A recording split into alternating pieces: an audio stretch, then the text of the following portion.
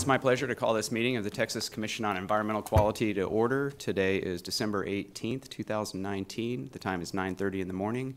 With us today are Commissioners Emily Lindley and Bobby Janica, and our General Counsel, Mary Smith. I'm John Neerman, and Ms. Smith, I'll ask you to begin the proceedings. Before I call the first item, Commissioner Lindley has an announcement that she would like to make. I do. Good morning. I want to take a quick second and recognize someone for their public service today, and that would be our chairman. You have hit 10 years, and so we wanted to present you with your pin and plaque this morning, and thank you for your service and your continued leadership of our agency. Oh, thank you. There you are. This is a It's hard to give it sitting surprise. down. Yeah. Here we go. It's from, well, both of us. Here's your pen. Thank you. Here you are. Wow. Thank you. I have the box in the back so we can store it appropriately.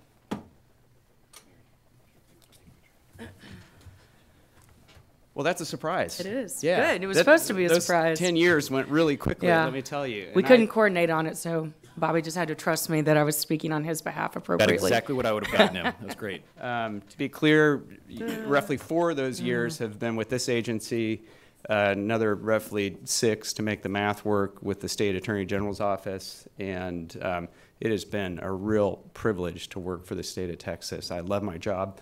I love the people of this agency, and so thank you so much for that recognition. All right, down to business. Ms. Smith. Item number 1 is an application by the City of Bovina for renewal of water quality permit number 001473001. The parties have been notified that the commissioners will not take oral argument but may ask questions. So, colleagues, Mr. Kriegel has requested a contested case hearing of this renewal of a Texas land application permit. This is a no increase renewal, and there appear to be no issues regarding the city's compliance history or its ability to comply. And so there's no right to a hearing under section 26028D of the Texas Water Code. So in my view, it's appropriate to deny the request and issue the permit. And I'm ready for your thoughts or a motion on that item. I'm in agreement. Likewise. I've got a motion. I move that we find that there's no right to a hearing on this application pursuant to Texas Water Code 26.028D, that we deny all hearing requests and requests for consideration, that we issue the renewal of TCEQ permit number WQ001473001 to the City of Boniva as recommended by the Executive Director, and adopt the Executive Director's response to public comment. I second that motion. The motion has been made and seconded. All those in favor say aye. Aye. The motion carries.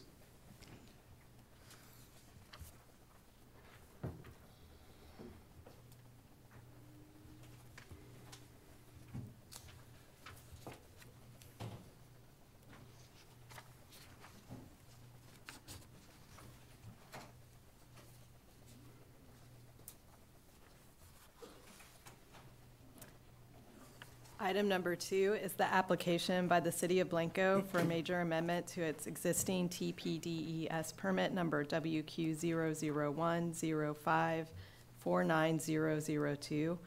The parties have been notified that the commissioners will not take oral argument but may ask questions.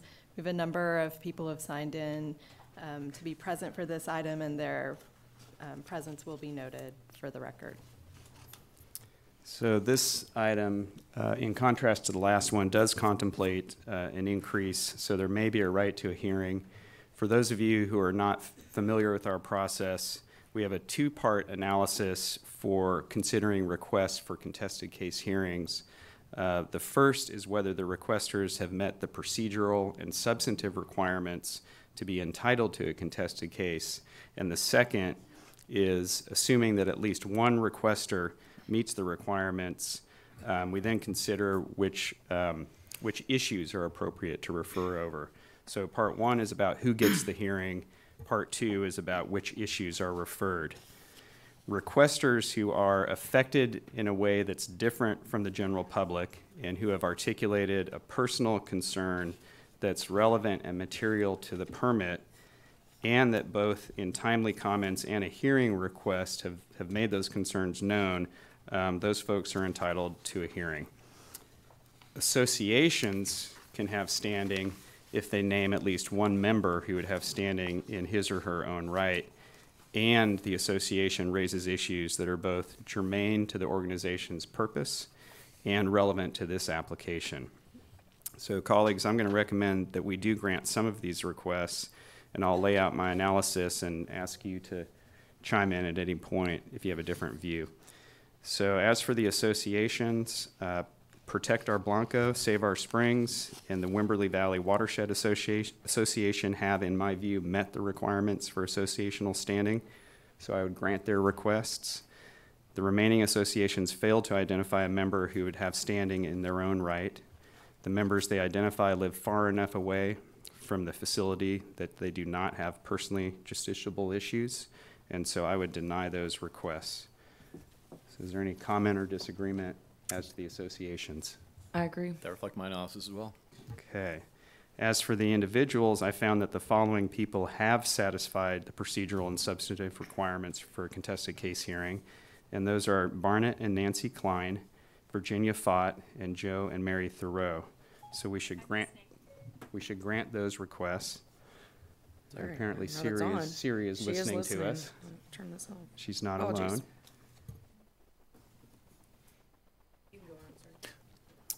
alone. The remaining individuals are either located too far from the facility to be affected in a manner different from the general public, or they failed another requirement such as not providing timely comments or not providing an address. So we should deny those requests. And I wanted to check in with commissioners. I'm in agreement. I am as well. Thank you. Okay. So having identified the requesters who we will refer to SOA, I want to turn to the issue.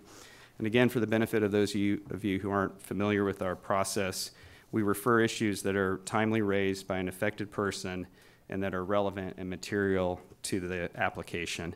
And another way of stating that is that we refer issues that are within our jurisdiction on this type of application. And colleagues, I count 15 issues that should be referred, and I will read through them. Feel free to interrupt me. We can discuss as we go, or we can reserve comments to the end.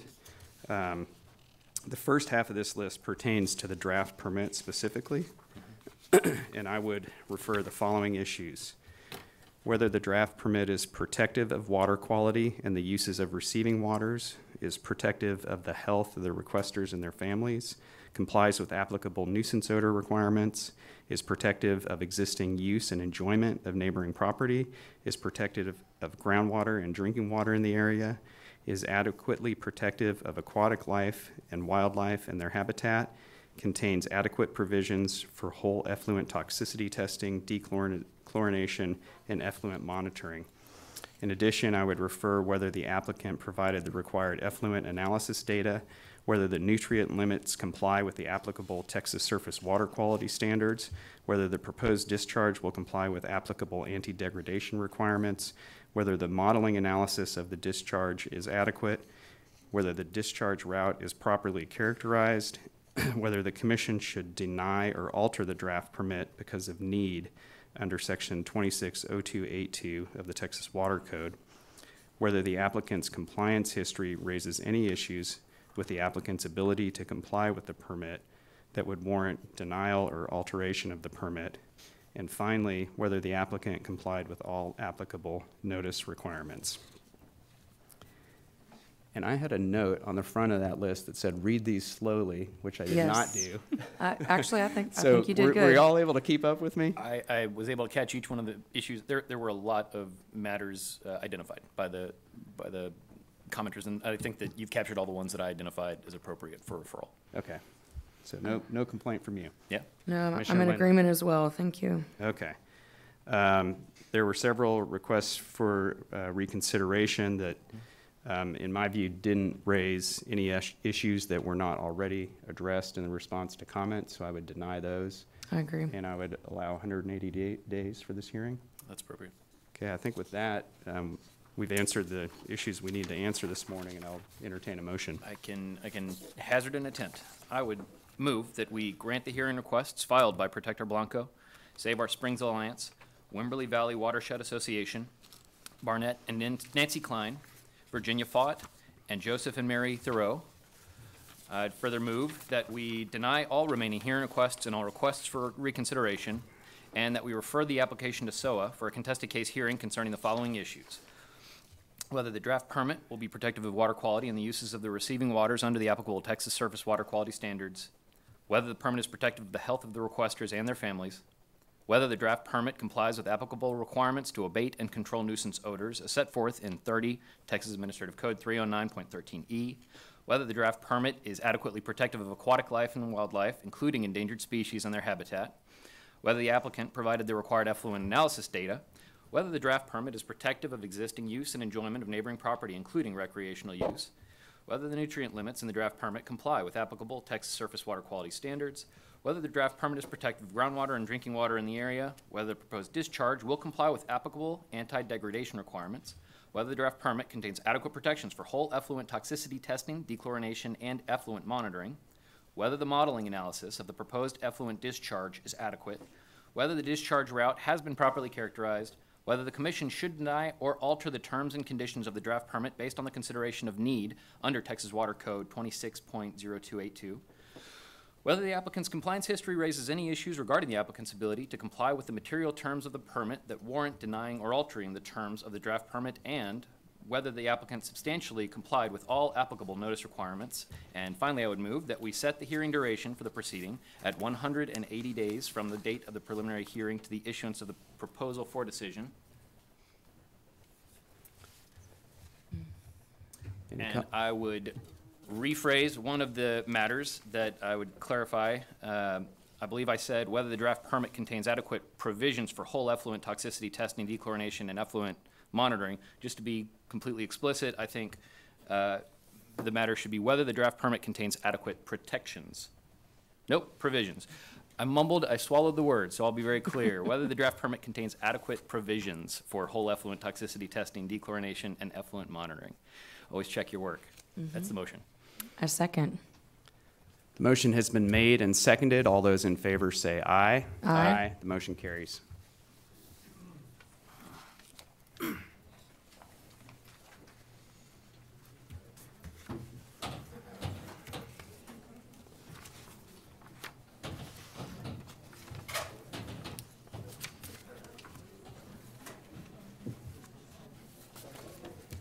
That is so nice of you guys to do that. Yeah. Yeah. Okay, we can get it afterwards. Yeah.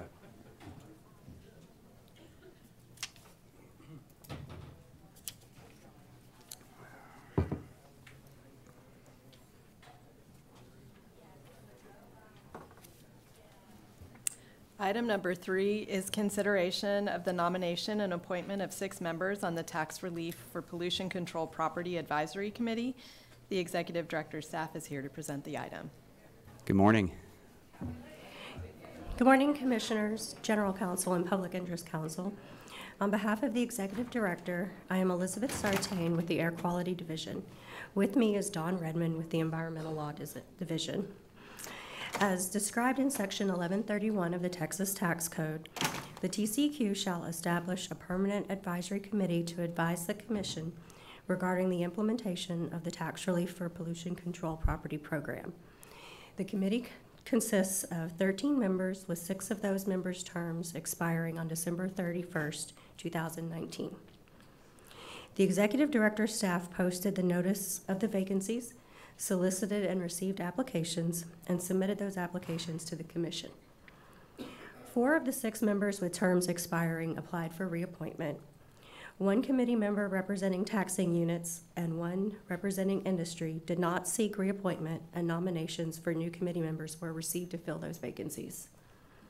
Staff respectfully requests that the Commission reappoint the following 4 members of the Advisory Committee: Mr. Lloyd Graham, Mr. Gregory Maxim, Mr. Michael Massey, and Dr. Cyrus Reed, and appoint Mr. Adam Haynes and Mr. Justin Hyland. These appointments will serve a 4-year term. We thank you for your consideration of this matter and are available to answer any questions. Thank you. I have none. Colleagues, any questions? No, no questions. Just a thank you to the people that serve on the committee. And I can make a motion if you're ready, Well, let's Oh, get sorry. Mr. McWhorter's thoughts. please. OPIC recommends approval of the resolution to reappoint current members Gregory Maxim, Michael Nassy, Lloyd Graham, and Cyrus Reed, and appoint new members Justin Highland and Adam Haynes to 4-year terms on the Tax Relief for Pollution Control Property Advisory Committee as presented by the Executive Director. And I agree, and I think we all appreciate the nominee's willingness to serve. Very much so. Very much so, Um, yeah. Yeah. With that, I move that we appoint the following individuals to serve 4-year terms expiring December 31st, 2023. Gregory Maxim, representing industry, Michael Nassy, representing industry, Dr. Cyrus Reed, representing environmental groups, Lloyd Graham, representing a school or junior college district, and the new members, Justin Highland, representing industry, and Adam Haynes, representing taxing units. I would second the motion. The motion has been made and seconded. All those in favor say aye. Aye. The motion carries.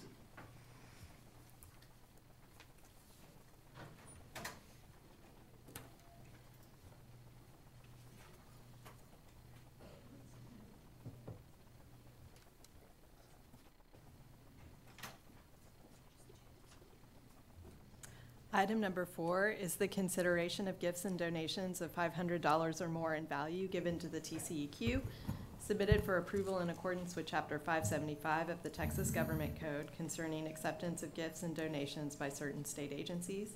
And the Executive Director's staff is here to present this item. Good morning. Good morning, Mr. Chairman, Commissioners, General Counsel, and Public Interest Counsel. For the record, my name is Yen Tran of the General Law Division, representing the Executive Director. Before you are the gifts and donations received by the agency in the past 90 days. In accordance with Chapter 575 of the Government Code, the Executive Director has accepted these gifts and respectfully requests your acknowledgement of these gifts. As always, I'm available to answer any questions you may have concerning these items. Thank you. Colleagues, any questions? No questions. Mr. McWhorter? OPIC recommends approval of the resolution acknowledging gifts and donations as presented by the Executive Director. Thank you. I agree. I think it's appropriate to approve this resolution, and we'll entertain a motion. I would move that we approve issuance of the resolution acknowledging the Executive Director's acceptance of the gifts and donations contained in the TCQ Interoffice Memorandum to the Commissioners dated December 2nd, 2019, docket number 2019-1339 MIS. A second. The motion has been made and seconded. All those in favor say aye. Aye. The motion carries. Thank you.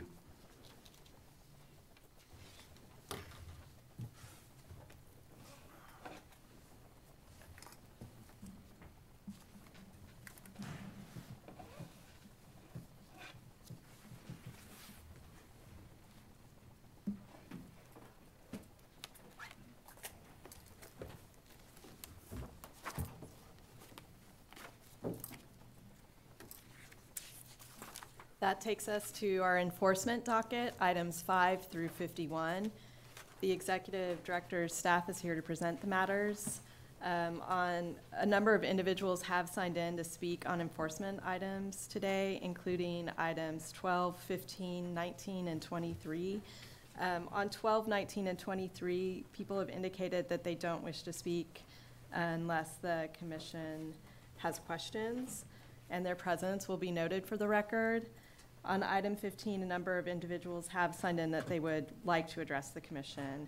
And for those who are signed in on that enforcement matter, because the commissioners may not receive comments on contested cases that are pending before the commission but not noticed on this agenda due to ex parte prohibitions, we ask that you limit your comments to the enforcement matter and order that you are signed in on. The commissioners may not consider comments on pending enforcement matters unless those matters are noticed on today's agenda or pending at the Attorney General's office. So please note that the commission's discussion of subjects for which public notice has not been given are limited to statements of specific factual responses and recitation of existing policy. In the interest of time, speakers will be limited to 3 minutes each, with the total time for public comment on item 15 being limited to 1 hour. And we'll hear first from the Executive Director. Good morning. Good morning. Good morning, Chairman, Commissioners, General Counsel, and Public Interest Counsel. For the record, my name is Melissa Cordell from the Enforcement Division, and with me today are Brian Sinclair, also of the Enforcement Division, and Charmaine Backens and Janice Hernandez of the Litigation Division representing the Executive Director. Pending before you are items 5 through 51. The total assessed administrative penalties are $751,043, with $145,566 deferred, $217,763 applied towards supplemental environmental projects, and $387,714 to the general revenue. We respectfully request approval of these items and are available to answer any questions you may have. And I have none. Colleagues, any questions? Not at this time. Not this time. Okay, so we'll hear from the interested persons now, and let me read who signed in. General Counsel gave an admonition about ex parte communications, which pertains also for a non-lawyer layperson. What she said was probably difficult to understand, but if you have prepared remarks, go ahead and give those prepared remarks, and if we think they start to stray outside the bounds of her admonition, we'll let you know. So don't feel constrained by what she said. We'll reel you back in if you start to get outside the bounds. So the first person I'll call is Miss Williamson. Is there a Suzanne Williamson here? Okay. You can come forward, ma'am.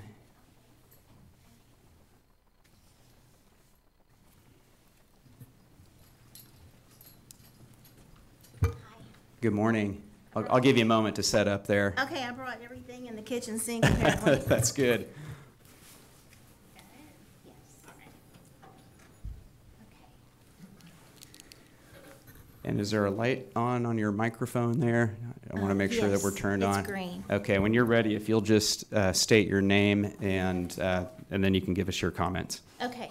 My name is Suzanne Williamson, and I live about 3.5 miles away from the Port Neches TPC Group plant that recently exploded. My whole house shook, and I jumped out of bed because I thought a car had hit my home. I now have cracked sheetrock, structural damage in my attic, windows that won't open, and that's 3.5 miles away from my home. We had to have the air quality in our home monitored after our whole family was feeling the effects of butadiene. Headaches, nausea, dizziness, and stomach issues. That test revealed VOCs at 0.6 parts per million. At 0.5 parts per million, we would be required to wear a respirator if we were working in a local plant. There are 11 schools within 4-mile radius of this out-of-date, asbestos-filled plant. 2 of those are within walking distance. All of these schools need continuous monitoring systems at each and every school. I brought this picture to show you. My son goes to this high school, and he's on this football team. As you can see, TPC is in the background. There are about 5,000 or more people in the stands of this football game, and Lion Elastomers, who is next on the docket, is also in this picture. TPC Group's new slogan is, for this preventable disaster, that we're working to make it right. My opinion is, seriously, they should have made it right from the beginning. They caused a completely preventable explosion due to a lack of maintenance because they cared more about their profits. Interview the workers and the operators of the plant, and you will find out what really happened. It's no secret.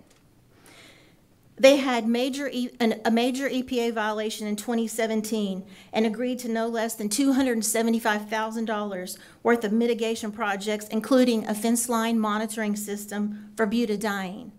To my understanding, that's never been done. The EPA has them listed as a high priority violator of the Clean Air Act. They've been out of compliance for 12 out of 12 quarters. That's 3 years.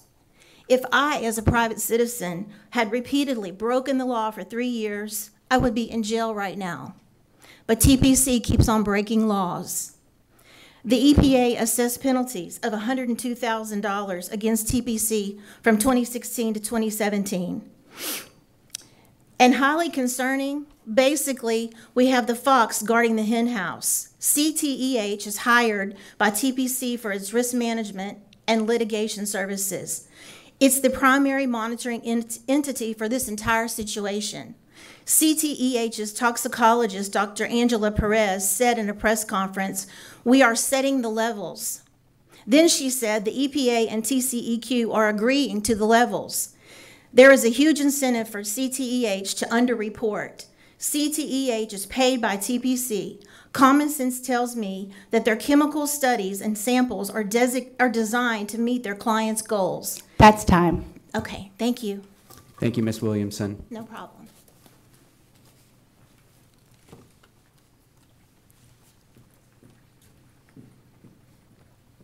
And forgive me if I mangle the name, but our next commenter is Letitia Ablaza. Is Letitia here? Letitia Ablaza? Okay. Moving on. Mr. John Beard. He's on his way. Oh, he's here.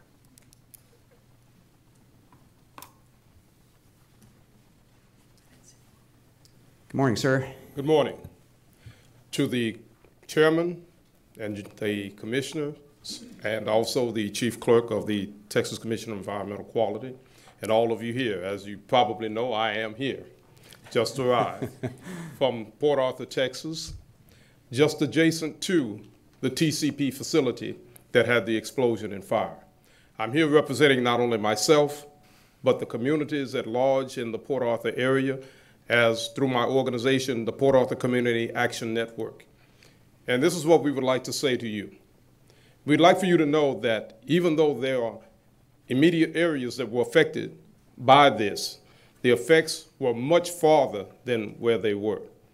And in regard to your assessment of fines, let me say this, that you cannot make these fines be a slap on the wrist.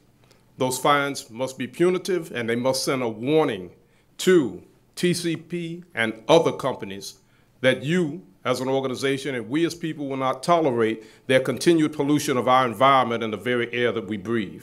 They put our lives and our health at very serious risk. A slap on the wrist, a meager fine, is nothing. It's, matter of fact, the course of doing business. They don't see it as anything but that. I have 38 years in petrochemical business, in operations and in maintenance. And one of the things we were always taught is that there are small events that lead up to major events. This explosion was a major event. I live over 7 miles from that facility, and it shook my house. And a number of people I know that were closer have damages to their homes. And quite a few people were affected by the plume from that fire, which stretched as far as you could see to the horizon where the ground meets the sky. You have to enforce these laws. You have to inspect these plants. You have to, for our sake and our lives and our children's sake, make sure that these penalties send a message. And that message is that you and we will not tolerate them to continue to pollute. As you heard just a minute ago, they're a gross violator. So it's obvious that fines and penalties aren't working. It would be better that they not go back into business or work at all than to continue to have problems that affect the community so seriously. And in closing, I'd like to ask you to consider this. You don't have refineries here in this part of the country, but we do. We are surrounded by them, and we are bombarded every minute of every day with, as Sting would say, every breath you take. So keep that in mind when you think about these fines, and think about what if it were your children or you that had to breathe carcinogenic air, that had to breathe air that makes you so sick that you have to go to the doctor and seek medical aid and attention. Think about that, just the very fact of breathing. There are a number of people in my community that are under extreme stress. They have respiratory illnesses. That's they time. have asthma and other such illnesses. But thank you for your consideration, and please make those fines work. Thank you. Thank you, Mr. Beard. Next, we'll hear from Mr. Fred Vernon.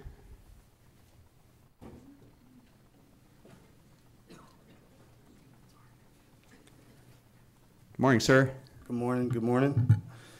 If you'll state your name, and then we'd be happy to hear your comments. Sure. My name is Fred Vernon, and I'm from Port Arthur, Texas. I live about 2.5 miles away from the plant, TPC plant that exploded.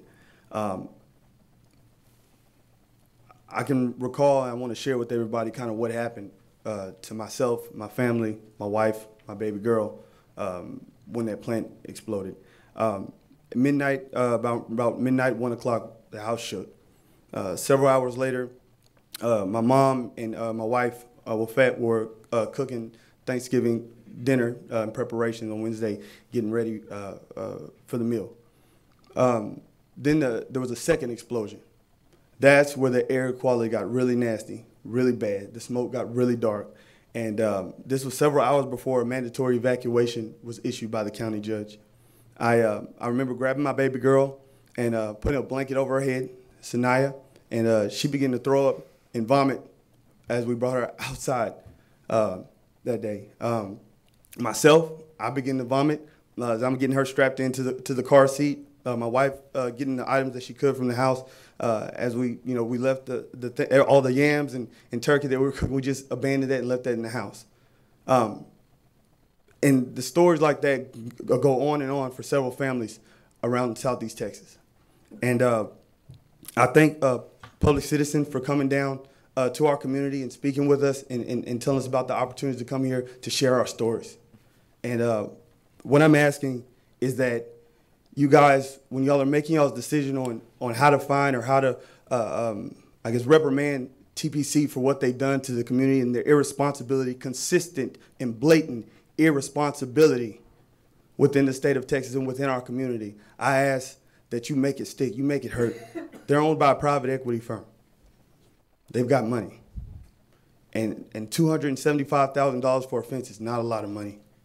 $200,000 here and there is not a lot of money. Make it hurt and make them understand that irresponsibility and blatant disrespect for the laws and rules and regulations that this board puts forth on a state level and what the EPA puts forth on a national level will not be tolerated at any stance in any circumstance. I speak for myself. I believe I speak for my community. Again, I thank Public Citizens for giving us this opportunity.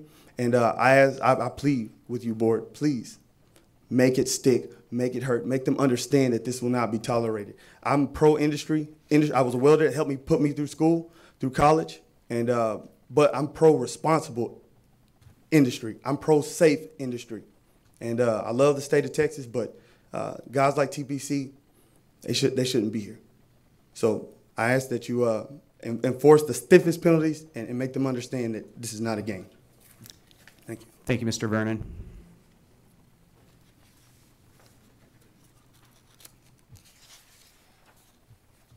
Next, we'll hear from Mr. Todd Perkins. If you're here, Mr. Perkins. No? Thank you. Mr. Adrian Shelley. Good morning. Morning. Thank you, Commissioners. Appreciate the opportunity to be here today. Adrian Shelley with Public Citizen. And, the most important statements that you will hear today are going to be from the people who have firsthand experience of this most recent incident with TPC Group. So I want to just, affirm everything that they say and want us all to recognize that it really is a good opportunity for us to hear these firsthand accounts. It's not easy for people to come up here, to make these sacrifices of their time to be here, and so we want to respect that. Beyond that, we know that the enforcement action that's in front of you guys today is not related to the explosion. We know that there have been a number of other enforcement actions just this year, and that there are other pending matters with this facility in front of the TCEQ. We know that there have been something like 3 dozen administrative orders over the history of TPC Group's operations at both its Houston and its Port Neches facilities. It's typically getting fines on the order of a few tens of thousands of dollars. There was a $200,000 fine earlier this year. The evidence before us shows that these fines are not an adequate deterrent. The company continues to violate.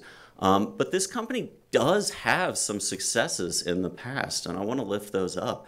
Back in 2005, Mayor Bill White's Air Pollution Task Force in Houston identified TPC Group as the #1 emitter of butadiene and actually convinced the company, let's say, to enter into a voluntary emissions reduction agreement. It put a continuous fence line monitoring system around its Houston facility for butadiene, and in just 6 months' time, it achieved an 80% reduction in butadiene. It saved itself in butadiene emissions off-site of the facility. It saved hundreds of thousands of dollars for the facility. It paid for the fence line monitoring system. I remember years ago, Maurice Texter was at TPC Group back then, and she told everyone how successful that had been for the company and what a good financial move it had been, not to mention how good it was for the community. We just heard that in 2017, the Port Neches facility entered into a consent agreement with EPA that required them to install fence line monitoring for butadiene. If they haven't done that, then they need to. And if they did, and they acted on that data, they would probably see those same emissions reductions. It happened in their Houston facility in 2005, 2006. The company has shown that it will respond to aggressive enforcement. Bill White used some coercive tactics to get them to enter into that agreement. You all have that opportunity now, maybe not with this fine today, but the opportunity is there before you. So let's take advantage of it. Thank you, Mr. Shelley. Thank you. We'll hear from Ms. Stephanie Thomas.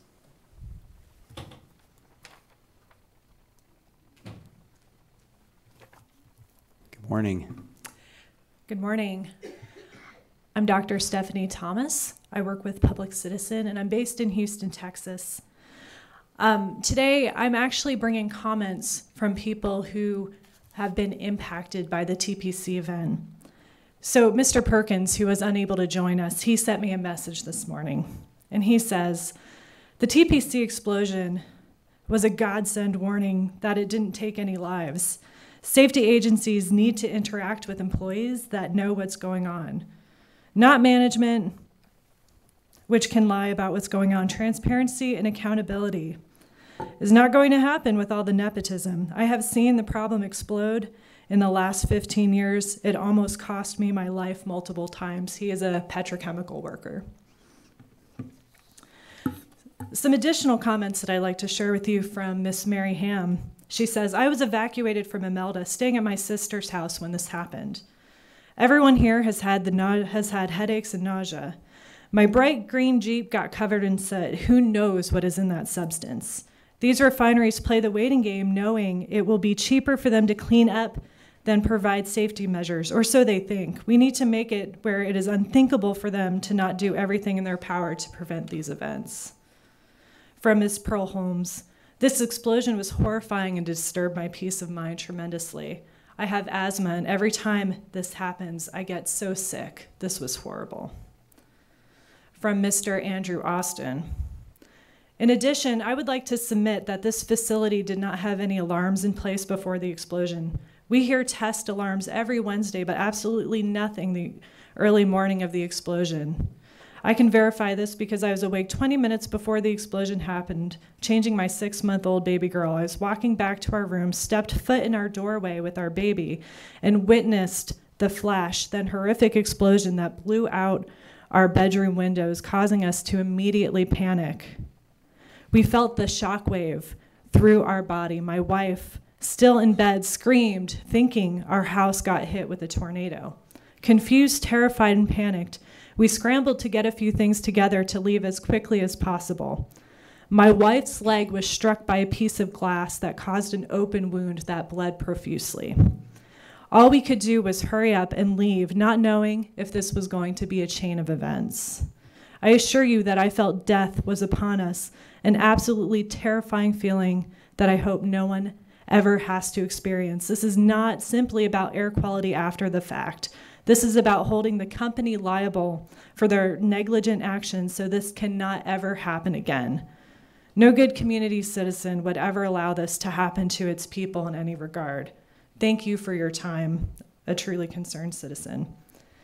There's a number of additional comments that I will share with you. I have a letter here. That's time. Thank you. Thank you, Ms. Thomas.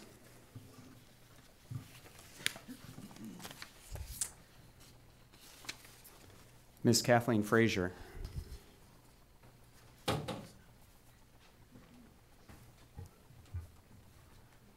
Good morning. Good morning. My name is Catherine Frazier, and I'm the Clean Air Associate with Environment Texas, a nonprofit advocate for clean air, clean water, and open spaces.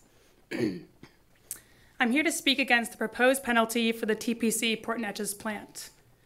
Today, Environment Texas is releasing our annual report on illegal air pollution in Texas.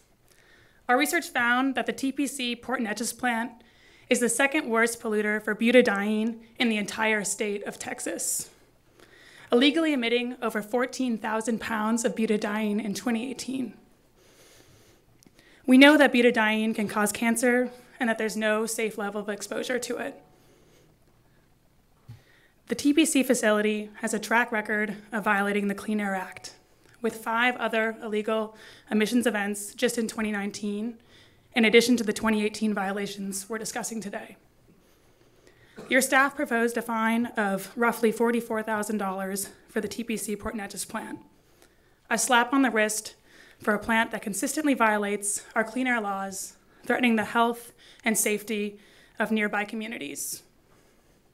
Given your ability to fine companies $25,000 a day per pollutant, a 6-figure enforcement action is both possible and warranted. Environment Texas's report also more broadly examines illegal air pollution events and enforcement actions at industrial facilities in Texas. Despite over 4,500 illegal air emissions events in Texas in 2018, only 1% of those events were penalized by the TCEQ, making it easier for polluters to pollute our air and endanger our citizens. Texans are sick and tired of oil refineries and petrochemical plants catching fire, exploding, and pumping out harmful air pollution. And the data show the problem is getting worse, not better. We need our state leaders to crack down on illegal polluters and to stop putting the interests of those polluters ahead of the rest of us. That's why today I'm calling on you to reject the proposed enforcement action and direct staff to negotiate tougher penalties or to take TPC to court. Thank you. Thank you, Ms. Frazier. Jamie Lawson. Mr. Lawson.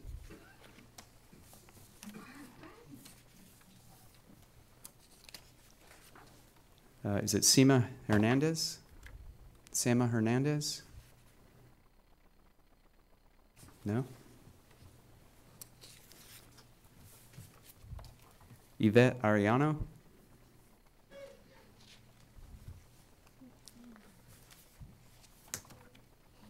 Would you like to come up together? Yes, of course.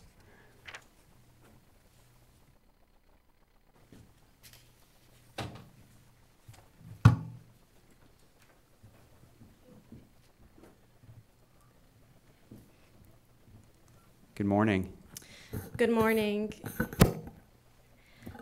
Chairman, Commissioners, Executive Director, and Public Interest Counsel. For the record, my name is Isabel Segarra Trevino, and I'm here on behalf of Texas Environmental Justice Advocacy Services based in Houston, Texas.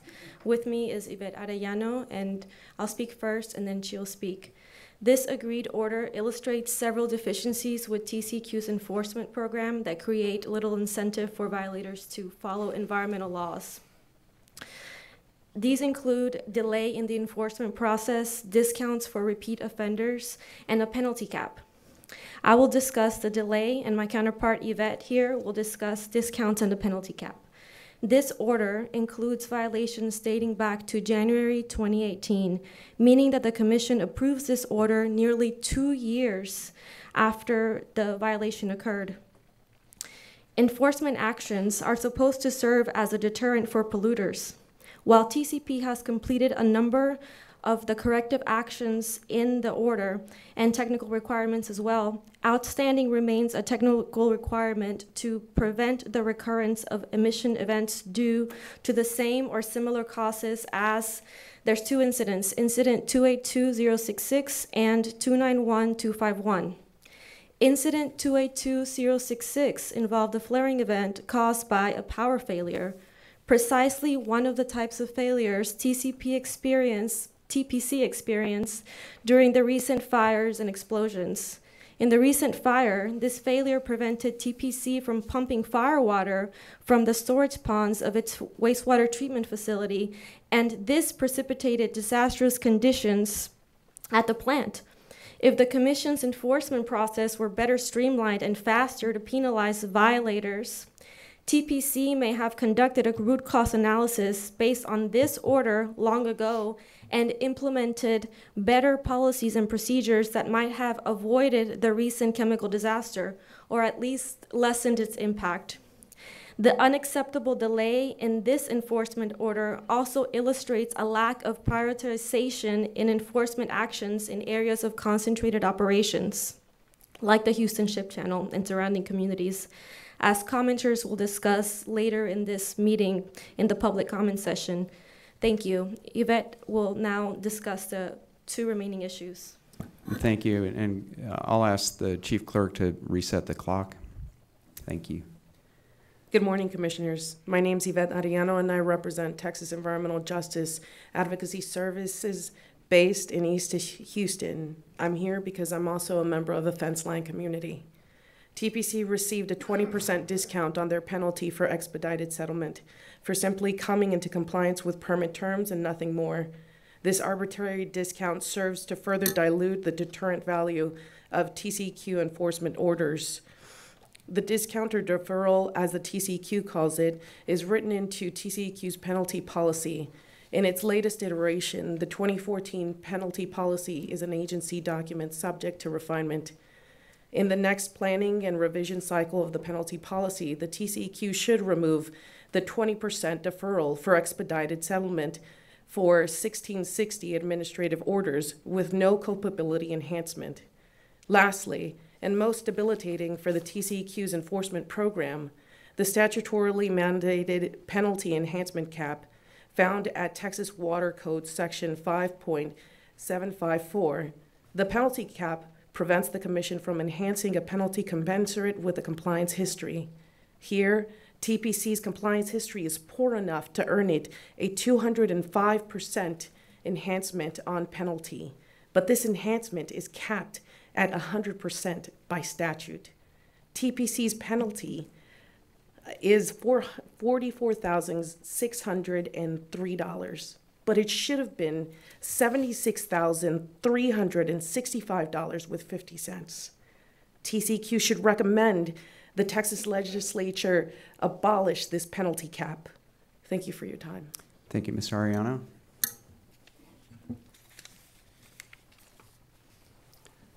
Cyrus Reed.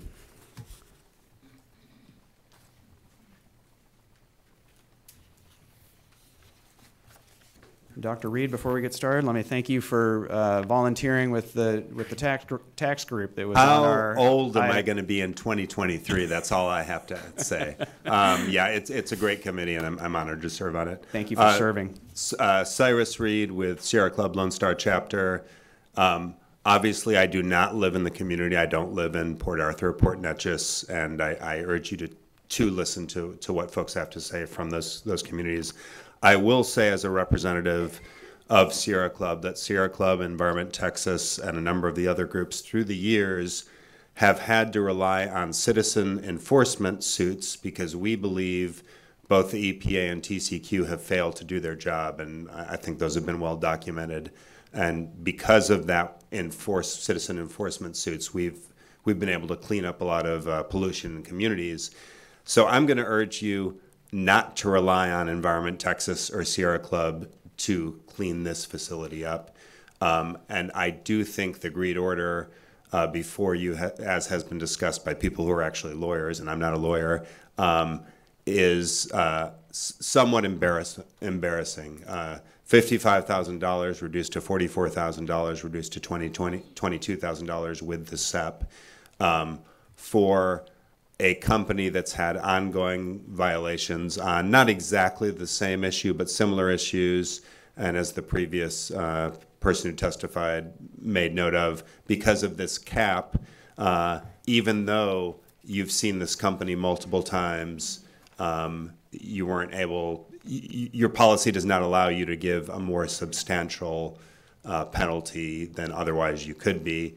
I would add to that, you guys are going to be looking at, I believe it's called your EIC, your penalty policy over the next year. I would urge you to revisit it and expand it. I would also, in addition to urge, not to defray costs or put a cap on the enhancement penalty, I think it's time for the legislature to look at that overall $25,000 maximum penalty. EPA is now well beyond that in their own. They've adjusted it through the years.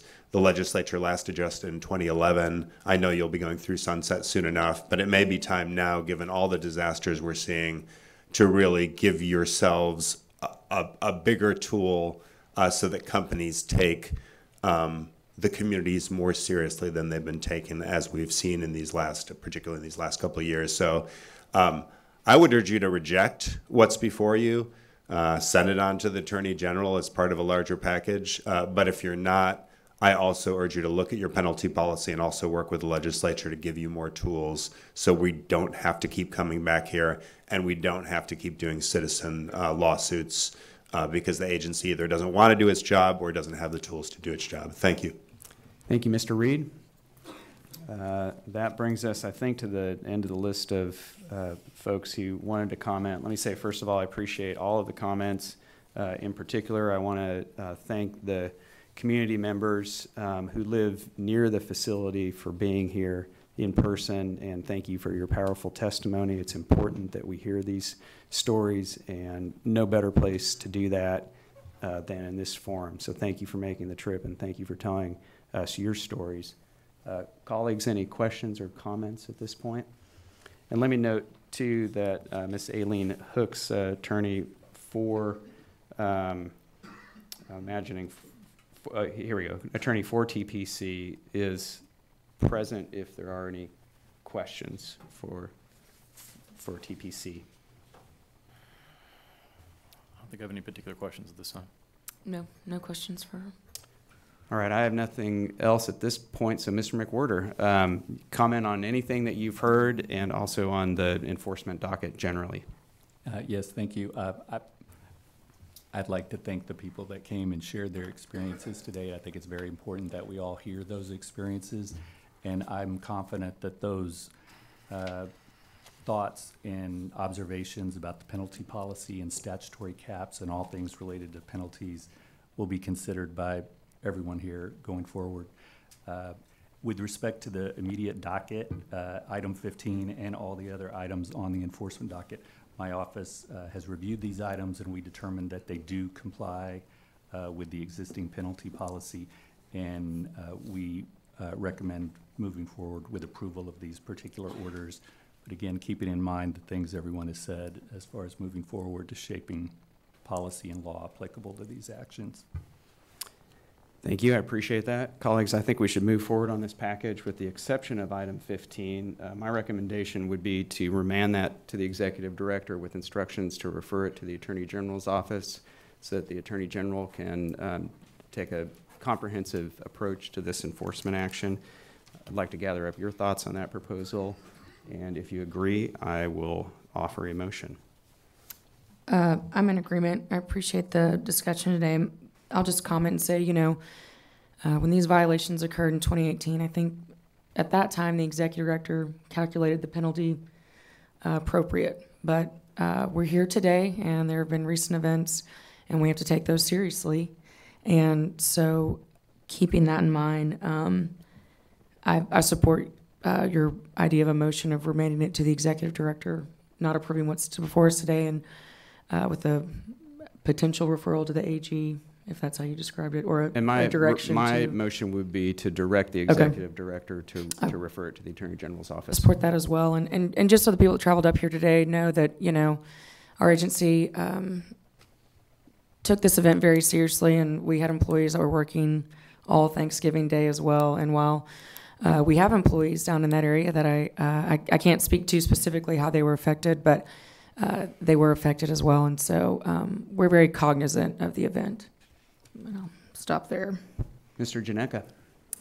Thank you. I think I am in complete agreement with your thoughts on the motion that you're contemplating, and I'll just say a couple of thoughts. I'm 3 months and 2 days into this job, and I've begun a lot of conversations with a lot of stakeholders across this area of the state's economy that we regulate, and this case brings up a lot of. It's a great example of a lot of particular concerns that I've heard from a variety of stakeholders. One is the necessarily long length of time it takes to handle complaints, dispense with them, investigate them, give full opportunity for participation by the affected entity in the process, and that I think is on clear display here. This is an order that was, or a series of violations that an agreement had been reached between TPC and the executive director even a month or more before the unfortunate incident that happened recently.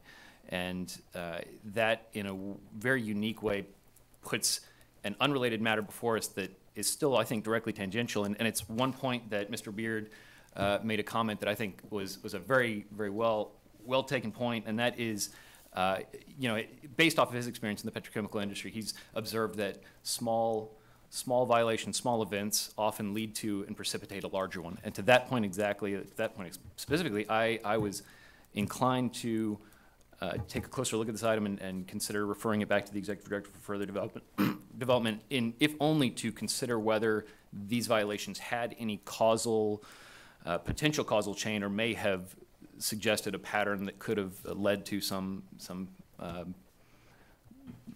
larger course correction that's needed on the part of the company. So I think in that vein, I'm very much in agreement, and I think that the most appropriate way to proceed is the course you're suggesting, Mr. Chairman. Thank you, Commissioner. With that, colleagues, I move that we adopt items 5 through 14 and 16 through 51 as recommended by the Executive Director, and remand item 15 to the Executive Director for referral to the Office of the Attorney General. A second. The motion has been made and seconded. All those in favor say aye. Aye. The motion carries.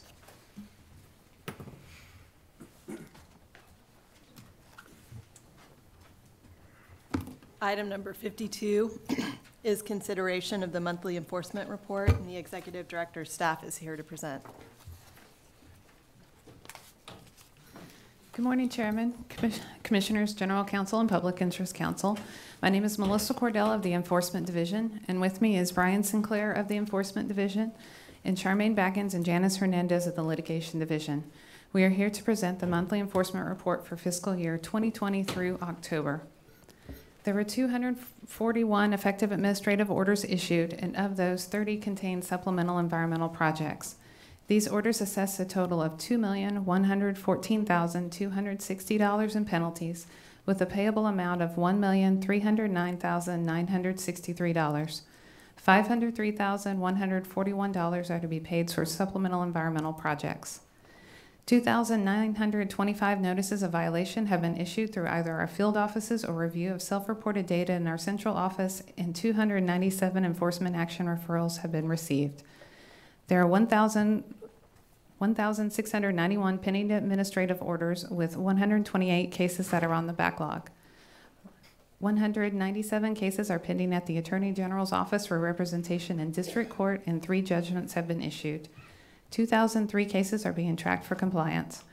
We have included for review a summary of OCE investigative activities for fiscal years 2018, 19, and 20. We are available to answer any questions you may have. I have none. Colleagues, any questions? No questions. None for me. Mr. McWhorter. I have no questions. Thanks. I appreciate the report. Thank you. And I think we've been going for about an hour. I think we'll recess for a 5-minute break.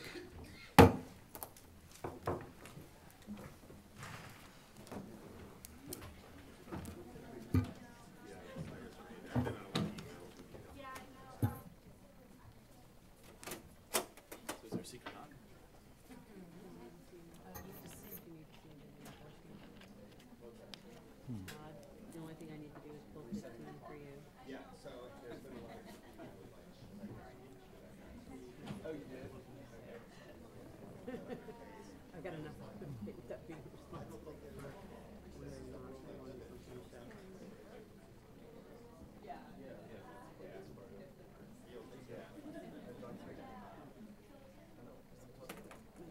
Legs for a minute.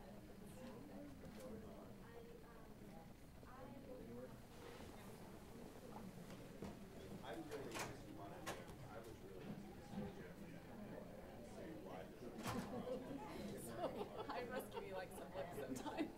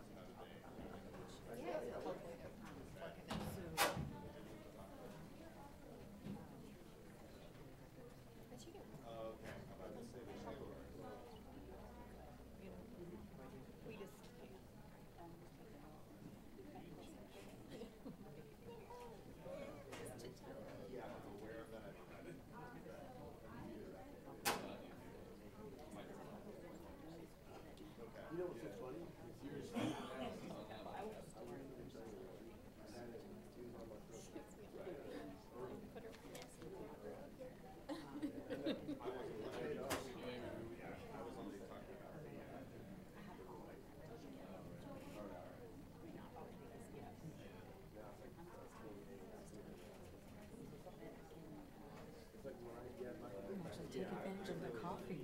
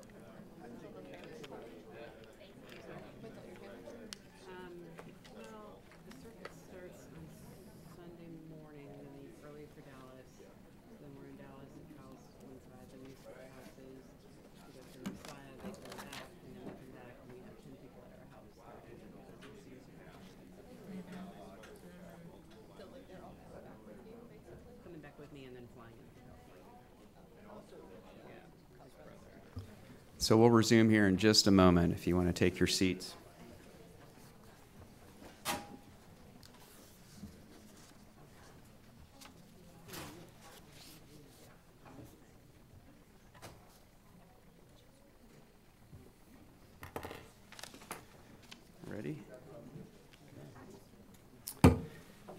right, we are back in session after having taken a short recess. And Ms. Smith, I'll ask you to call the next item.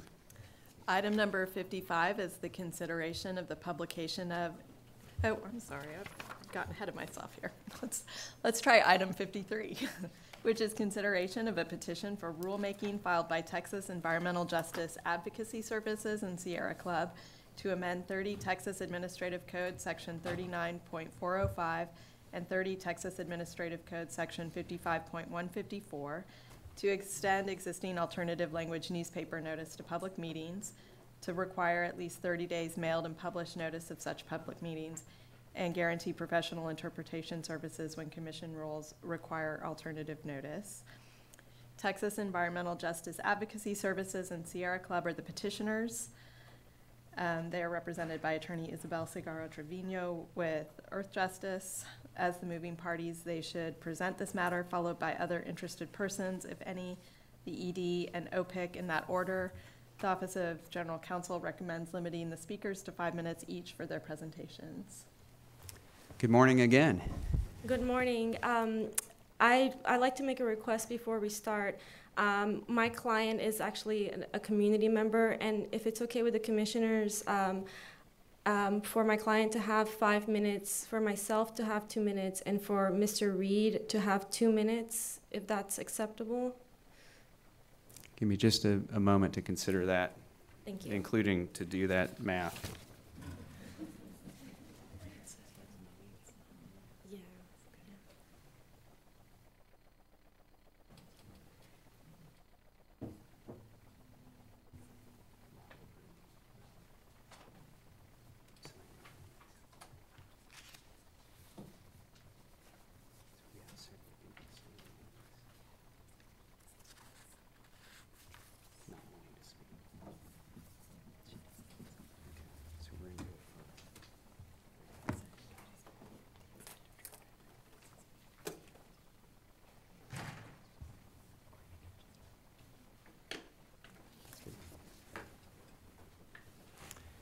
I'm math impaired this morning, so I've added up my numbers. We will give the executive director 9 minutes as well. So go ahead, please. And I think we'll run a little faster than that.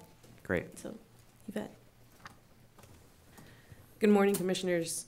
For the record, my name is Yvette Arellano, and I represent Texas Environmental Justice Advocacy Services. We appreciate the TCQ taking action on our rulemaking petition and that the executive director has recommended issuance of the petition, but it shouldn't take these measures. The filing of civil rights complaints and the rulemaking petitions for the TCQ to make permitting public participation process truly accessible to all Texans. The TCQ's existing rule allows for the chief clerk's staff to make decisions about which permits will receive alternative language public meeting notice and professional interpretation services. This approach has disenfranchised countless linguistically isolated communities like my own, as outlined in the petitioner's civil rights complaint filed on the same day as this petition. One such community cited in our petition is Manchester in the east end of Houston. Manchester is a community of ample significance to Texas history.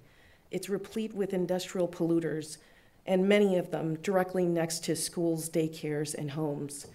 Approximately 90% of Manchester's residents are people of color, and about a quarter of them live in poverty.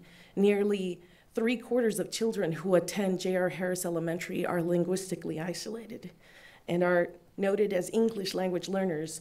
Yet, under the TCQ's existing rules, the TCQ can and has issued English-only public meeting notices, and there is no requirement to provide professional language interpretation services at public meetings. There is also no requirement for the TCQ to issue a notice a minimum of 30 days prior to the public meeting, an especially exclusionary practice for this working class community. At present, members of our economically depressed communities face these unnecessary barriers to participation in permitting matters that affect their health, such as permits for the Valero refinery that neighbors' homes and community parks. To obtain a public meeting, communities must expend considerable amount of time, resources requesting from elected officials to advocate on their behalf because public meetings are not issued as a matter of right. Community members want to affect change wherever possible, and comments received during public meetings can lead to change in permit terms during the technical review process. But community members can't affect these changes if they're excluded from participation by English-only notices and English-only contact at public meetings. Organizations like my own at Tejas are tired of filling this regulatory void. We can't continue translating notices and public meeting presentations, and we lack the resources to send bulk mail notices. We're overwhelmed, and this is not our job. Our resources are extremely limited, and each time the issue arises, it's often us finding ourselves filling this void. We find ourselves calling TCQ repeatedly to inquire about notice translation and interpretation. We seldom receive clarity around the issue and sometimes even receive hostility. And this leads us to expend even more time and resources to work with partners and allies to advocate on behalf of our communities. Our communities can receive this basic level of access to information. A change in the rules will make TCQ's public meetings accessible to a linguistically isolated populations the way it should have been all along. Our communities want to participate in permitting matters. They want to have a say in permits that govern facilities that pollute them daily. Indeed, in the past 2 years, Manchester community members have participated in a number of public meetings and hearings, providing thoughtful and well-informed comments that Fenceline community members can provide about their lived experience. I want to tell you that it is difficult to watch a 10-year-old child translate a technical public hearing to his mother sitting right next to him. Thank you. I'm available for any questions. Thank you. Good morning again, Commissioners. For the record, my name is Isabel Segarra Trevino, and I provide these comments on behalf of Texas Environmental Justice Advocacy Services. We provide the Commission with a common sense solution to the problem we identify. Our petition requests that the Commission initiate rulemaking to extend existing alternative language notice requirements that apply to NORI and NAPD notices to also apply to public meeting notices. Further, that public meeting notices across the board for all media be published a minimum of 30 days ahead of the public meeting. Lastly, where NORI, NAPD, and public meeting notices are provided in alternative languages, that the Commission guarantee professional language interpretation services at such public meetings. These reasonable changes are necessary not only to streamline the Commission's public notice requirements, but also, as the Commission recognizes in the notice to this agenda, to fulfill the Commission's obligations as a federal funding recipient under Section 601 of Title VI of the Civil Rights Act of 1964. We hope the Commission grants our petition, that it provide the Executive Director with a time frame to govern the rulemaking, and that rulemaking proceed expeditiously. The Commission should take this as an opportunity to consider broader refinement to its public participation process. Thank you, and I'm available for any questions. Thank you, colleagues. Any questions for our presenters? Thank you. Very, very briefly, I don't think I need 2 minutes. Cyrus Reed with Sierra Club Lone Star Chapter. This rulemaking petition really comes out of a larger effort on civil rights complaint that we have with EPA, and we urge you to act upon this. And we do believe it is an opportunity to look more broadly at public participation, public notice. Think about all the emergency notices that you've had in recent years because of Harvey, because of these natural and human-caused disasters that we've had, especially in the Gulf.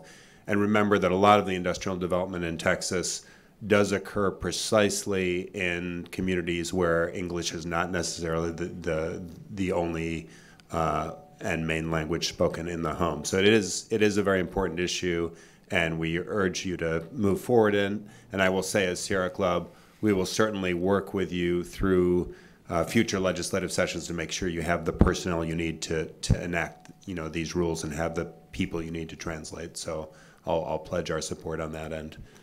Thank you very much. Thank you, Mr. Reed. I think it's the Executive Director is up for 9 minutes, or any portion of that. Good morning, Commissioners, General Counsel, and Public Interest Counsel. On behalf of the Executive Director, I am Amy Browning with the Environmental Law Division.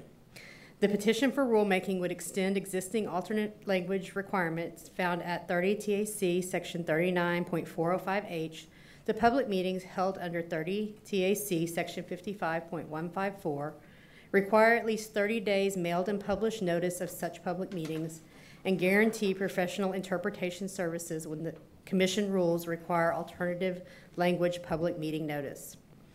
The Executive Director respectfully recommends approval to initiate rulemaking. Thank you, and I am available to answer any questions. I have none. Colleagues, any questions?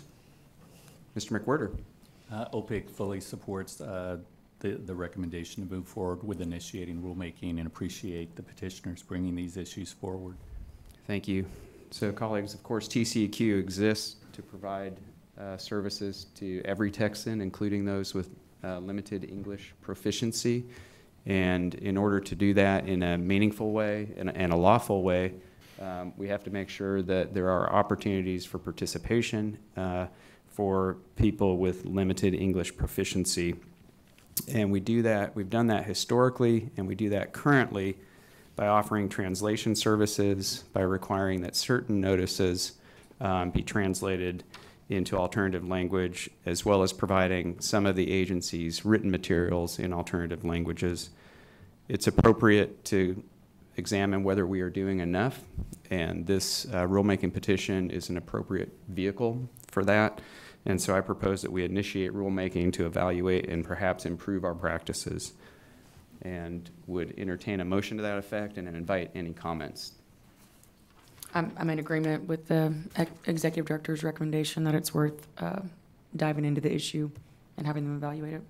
Likewise, I think I've already seen some opportunities where our agency could consider doing this laudable goal better or with greater urgency. I think that our agency functions best when we're dealing with a well-informed public, and this very much goes directly to that goal. And I'll make a motion if you're ready for it.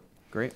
I would move that we approve the publication of and hearing on the, I'm skipping ahead, I would move that we initiate rulemaking on the petition for rulemaking filed by Texas Environmental Justice Advocacy Services and Sierra Club, and adopt the Executive Director's amended proposed order.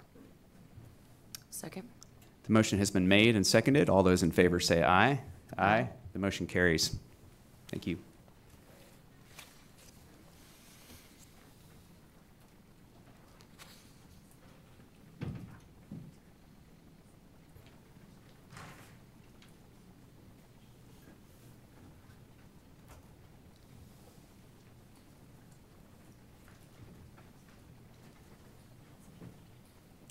Item number 54 is the consideration for publication of and hearing on the proposed amendment to 30 Texas Administrative Code, Chapter 305, and Consolidated Permit, Section 305.64, the repeal of Section 305.149, and multiple amendments to 30 Texas Administrative Code, Chapter 335, Industrial Solid Waste and Municipal Hazardous Waste. The Executive Director's staff is here to present. Good morning.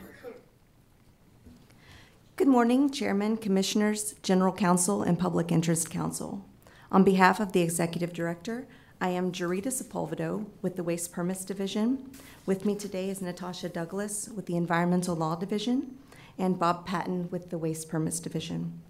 The proposed rulemaking would revise Chapter 335 to implement the industrial solid waste requirements of House Bill 1953 and federal rule revisions related to solid and hazardous waste management, and would revise Chapter 305 to repeal the obsolete requirements in Section 305.149. The following 5 primary changes are proposed. Number 1, implementation of House Bill 1953. Number 2, vacatur of the comparable fuels and gasification exclusions. Number 3, disposal of uniquely associated wastes with coal combustion residuals. Number 4, federal hazardous waste export-import revisions. And number 5, safe management of airbag waste. A public hearing will be offered on this proposal in Austin on February 6, 2020 at 10 a.m. Staff respectfully recommends approval to propose the publication of and hearing on revisions to Chapter 305, Consolidated Permits, and Chapter 335, Industrial Solid Waste and Municipal Hazardous Waste. Staff also respectfully requests permission to make non-substantive revisions to comply with Texas Register requirements. Thank you. We are available to answer any questions. Thank you. I have none. Colleagues, any questions? Thank you. No questions. Mr. McWhirter. OPIC recommends approval for publication of and hearing on the proposed rulemaking for chapters 305 and 335 to include federal regulatory updates and implement House Bill 1953 as presented by the Executive Director. Thank you. I agree with that. I agree. Yeah, I think it's important to move forward so we can remain in sync with EPA and retain delegation of our programs. I agree. I move that we approve the publication of and hearing on the proposed amendment to 30 TAC Chapter 305, Consolidated Permits, Section 305.64, the repeal of Section 305.149, and multiple amendments to 30 TAC Chapter 335, Industrial Solid Waste and Municipal Hazardous Waste, as recommended by the Executive Director. I second the motion. The motion has been made and seconded. All those in favor say aye. Aye. The motion carries. Thank you. Thank you.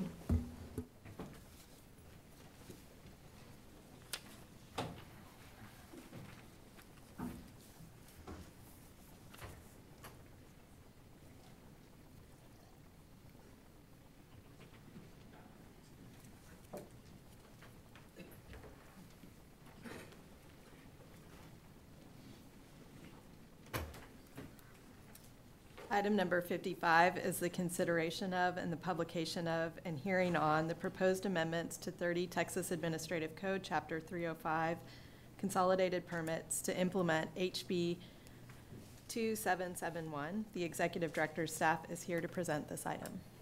Good morning. Good morning, Commissioners, General Counsel, Public Interest Counsel. On behalf of the Executive Director, I'm Laurie Fleet with the Water Quality Division. With me today is Jocelyn McMillan, also of the Water Quality Division, and Kathy Humphreys with the Environmental Law Division. The proposed rulemaking would be one of several steps necessary to implement House Bill 2771 from the 86th legislative session. House Bill 2771 requires the Commission to submit a delegation request to seek authority from the United States Environmental Protection Agency for the TCEQ to issue federal permits for the discharges of produced water, hydrostatic test water, and gas plant effluent into water in the state resulting from certain oil and gas activities. The proposed rulemaking would amend Section 305.541 to adopt by reference the Environmental Protection Agency's effluent limitation guidelines for the oil and gas extraction point source category, as well as the centralized waste treatment category, which are found in 40 Code of Federal Regulations, Part 435 and 437. Additionally, the proposed rulemaking would define the term produced water as that term is used in House Bill 2771.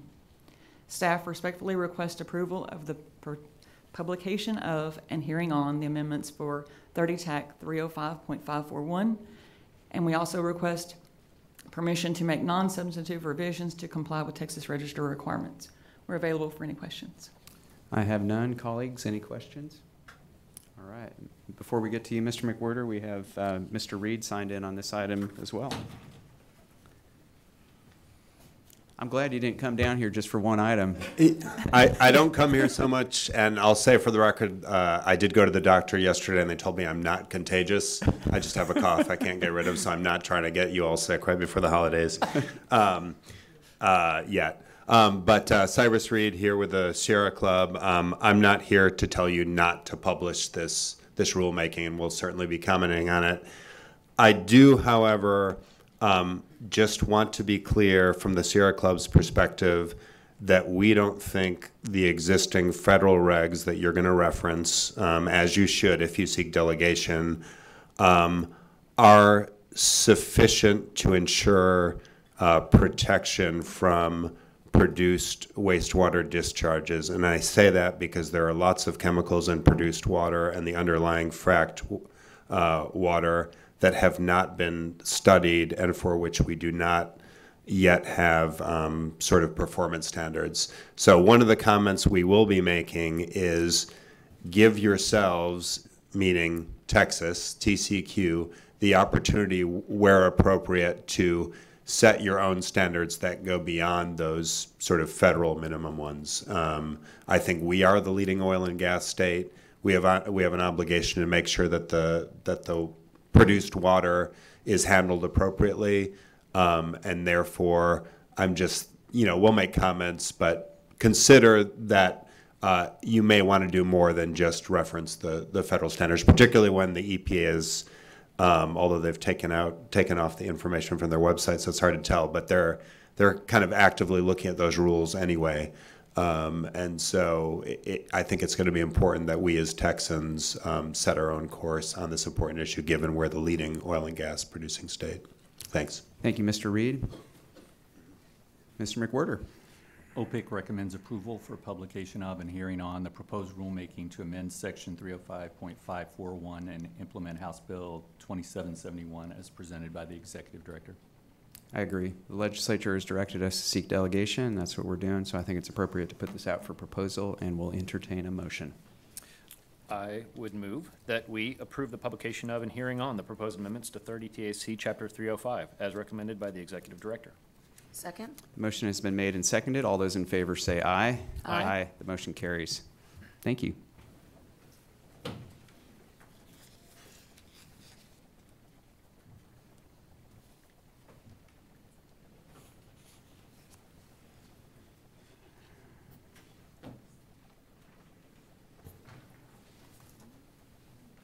Item number 56 is the consideration of the adoption of amended sections in 30 Texas Administrative Code, Chapter 222, and new and amended sections in 30 Texas Administrative Code, Chapter 309.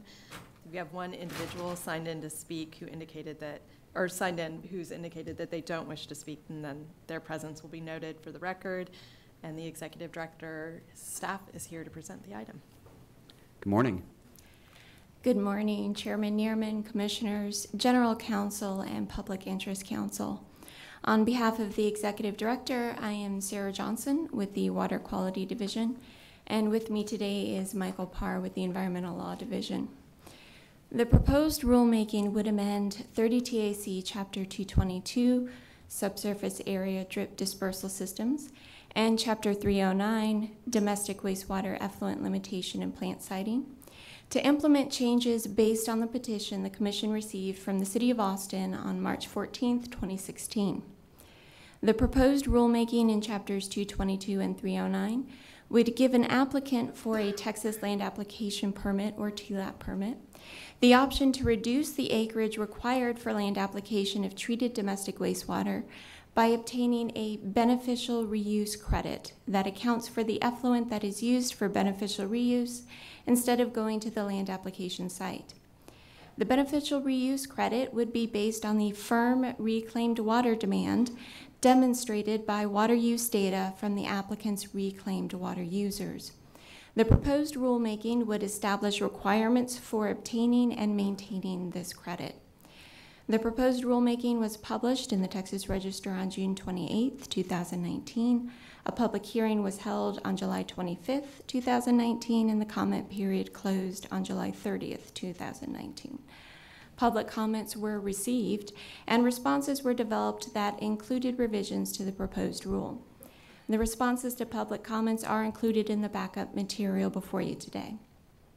Staff respectfully requests adoption of the proposed rule and response to comments.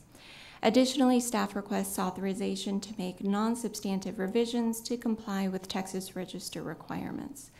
Thank you, and we are available to answer any questions. Thank you. I have none. Colleagues, any questions? No questions. None for me. Mr. McWhirter. OPIC reviewed this rule package, and we agreed with the petitioner and recommendations that it would encourage beneficial reuse of treated wastewater and promote land use flexibility. We recommend adoption of the amended sections of Chapter 222 and amended new sections of Chapter 309 as presented by the Executive Director. Thank you. I agree with the city on this. I appreciate their petition. I think this is good policy and that we should move forward with adoption. I agree. I move that we adopt the amended sections of 30 TAC Chapter 222 and new and amended sections in 30 TAC Chapter 309 as recommended by the Executive Director. I second. The motion has been made and seconded. All those in favor say aye. Aye. The motion carries. Thank you.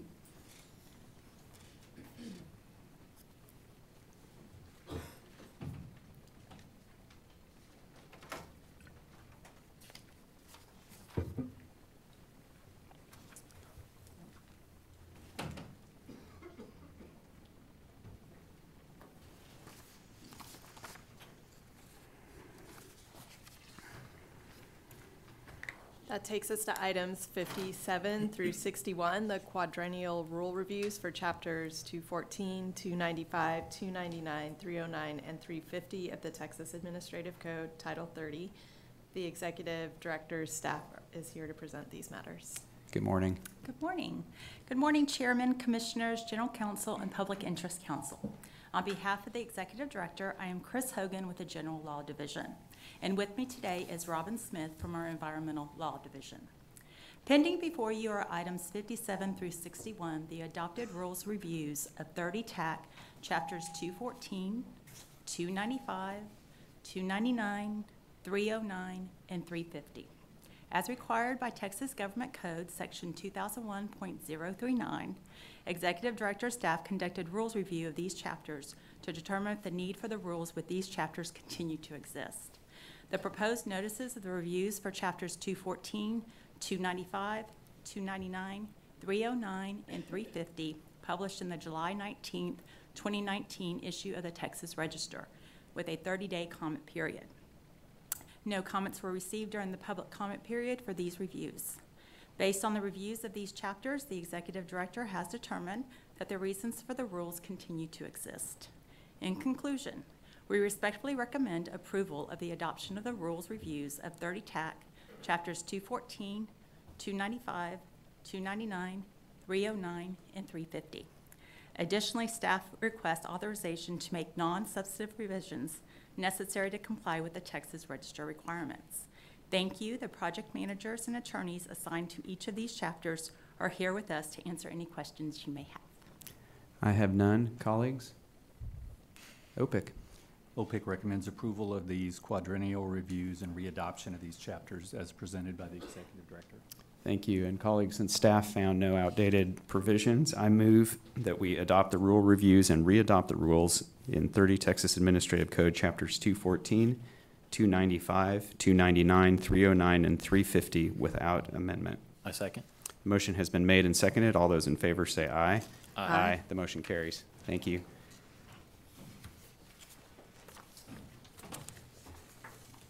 Item number 2 is our public comment session, and we have 2 individuals signed in to speak. The commission will receive comments from the public on any matters within the jurisdiction of the TCEQ in accordance with Texas Water Code Section 5.112, except for pending permitting matters or other contested cases which are subject to the ex parte prohibition found in Texas Government Code Section 2001.061. In the interest of time, speakers will be limited to 3 minutes each, with the total time for public comment limited to 1 hour. Please note that the Commission's discussion of subjects for which public notice has not been given are limited to statements of specific factual responses and recitation of existing policy. So we have Ms. Segarra-Trevino and Yvette Arellano again. I've lost count. I can't tell if it was Dr. Reed or y'all. I think Dr. Reed may have had you beat by 1 item, but I feel like he earned that extra notch, though. He's volunteering on a very worthwhile committee there, the advisory board. That would absolutely. So we've submitted our comments in writing, as well as a report released earlier this week from the EPA Office of the Inspector General. Thank you. And I guess when the light goes green, you can just for the record state your name again and then proceed. Names. For the record, my name is Yvette Arellano, and I provide these public comments on behalf of Texas Environmental Justice Advocacy Services. Thank you for this opportunity. I'd like to speak about chemical disasters and the Commission's response. First, I'll speak on what it's like for us on the ground and the risks we face. Then, I'll speak about reasonable steps on the ground we'd like to see from the Commission. The communities I've served, my family, and others have needed your protection since 2019, before the Kimco fires in Crosby, before the ITC fires in Deer Park, before ExxonMobil in Baytown, before TPC in Port Neches. Let me tell you what it was like for me during the ITC fire. I was on the road, and I remember it was a Sunday during St. Patrick's Day. I was on the way to the beach right on the other side of Pasadena. I saw a massive plume of black smoke, and I was trapped in a matter of minutes because of all the traffic that was jammed. There was a series of construction, and so all exits were closed off.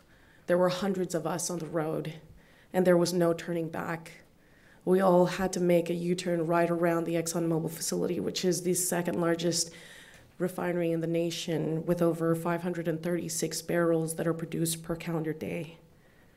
I pretty much looked at this facility that was burning and called all the emergency numbers, and I pretty much felt like I had no other option but to stay on the road. My biggest fear was never seeing my mom again. And as soon as I was able to make my way back home, I had my laptop because I do work for an advocacy organization. I had forgotten my charger, which was at the office right down the road from the chemical facilities. Now, we've done a number of toxic tours and know that this area is heavily concentrated by a number of other petrochemical facilities nearby. I called my directors and I told them this could be that fire, the fire that ends them all. We instantly started taking cover, but for an advocacy organization and organizers, we have no option but to be on the ground. So we drove straight out directly to the site. Under the federal chemical disaster rule, the radius for serious injury and death of each facility subject rule is only available in EPA reading rooms, which are difficult for community members to access, and these risk management plans aren't always current. Under the recent rollback of chemical disaster, even less facilities are covered. I have less protection under my federal government, so I need the state to step up.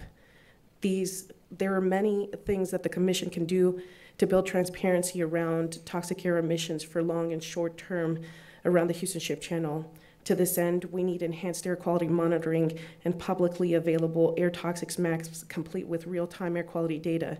These tools will empower our community to make informed decisions for their personal health and the safety in their own hands, and provide much needed enhancement to the state and federal government disaster response. Earlier this week, EPA's Office of Inspector General released a report outlining its findings for an audit of emergency response by local state. That's Thank you for your time. Thank you. We've also provided these comments in writing.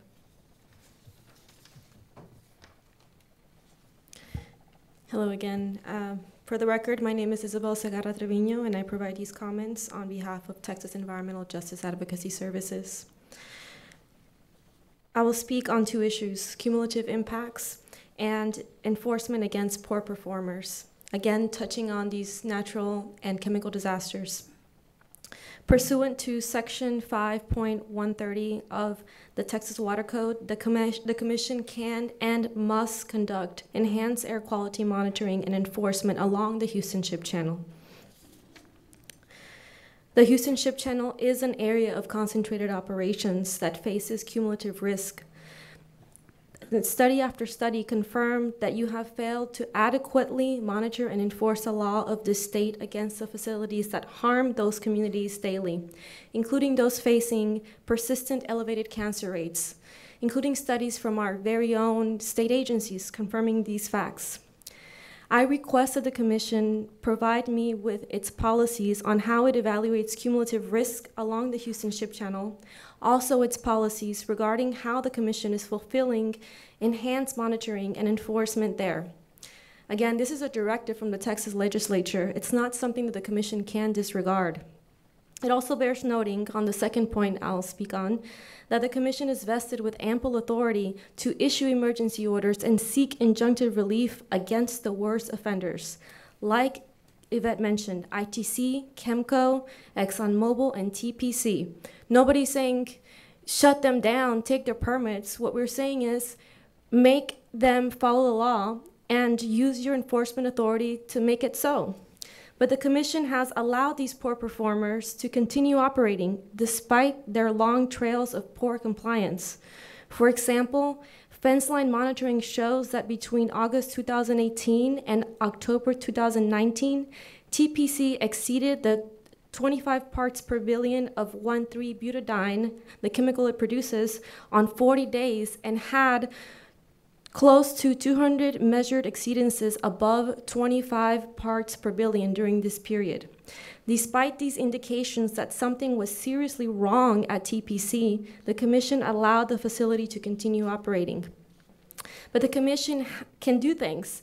Section 4.01.056 of the Texas Health and Safety Code and 5.516 and 5.514 of the Texas Water Code give you and the executive director authority to issue emergency orders to shut down facilities that pose imminent danger to human health or public safety, and facilities that create generalized emergency air pollution conditions, as well as Section 7.031 of the Texas Water Code, allowing the executive director to obtain temporarily, even permanent injunctive relief against these facilities. That's time. Thank you. Thank you very much for your comments. Appreciate you being here today. Thank you. Thank you. I actually have a comment. To applaud and recognize our employees on 2 points. The first is I read an article this week about our volunteers who do the Meals on Wheels routes, and Commissioner Lindley, I know you're one of those. That is a great organization, and I want to thank you and all of our colleagues who are engaged in that. The other is just to make mention again to applaud and recognize and show appreciation for the employees of this agency's participation in the holiday gift drive for children in foster care. We were able to fill wish lists for 236 children in foster care, and that's I know in our corner of the office, and I'm certain in other parts of the agency, that was a real meaningful project to be engaged with, and I think it did a lot of good. I also want to recognize our regional offices for really embracing that and participating in a big way, which all goes to remind me that we work not only with people who are very caring, but people who put that caring into action, and that's a great place to work, I think. I'm not going to use my full 3 minutes.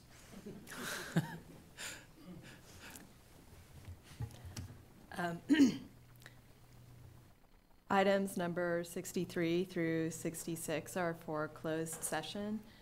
The commission will meet in closed session in Building F, Room 4222, in approximately 15 minutes as permitted by the Open Meetings Act, including Texas Government Code Sections 551.071 and 551.074, to take up and consider matters pursuant to items number 63 through 66 as posted and noticed.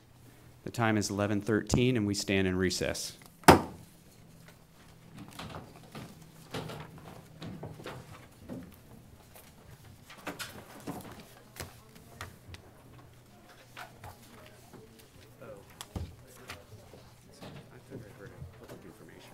In that, can you make sure that that gets directed appropriately? Okay.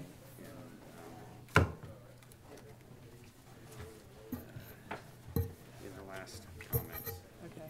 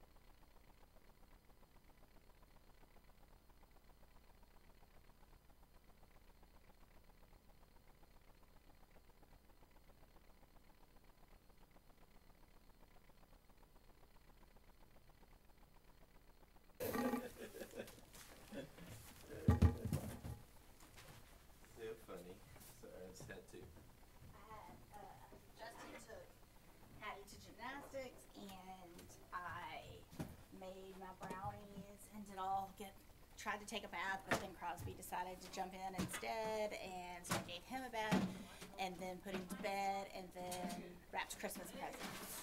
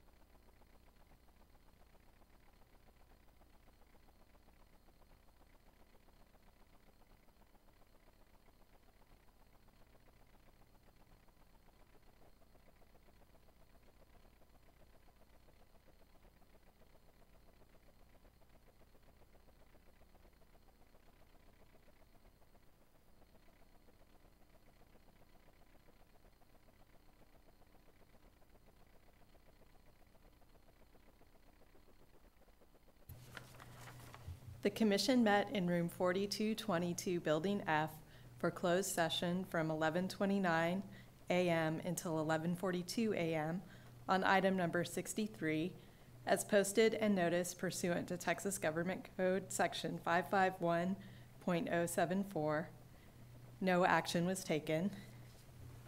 The agenda stands adjourned. The time is 11:51.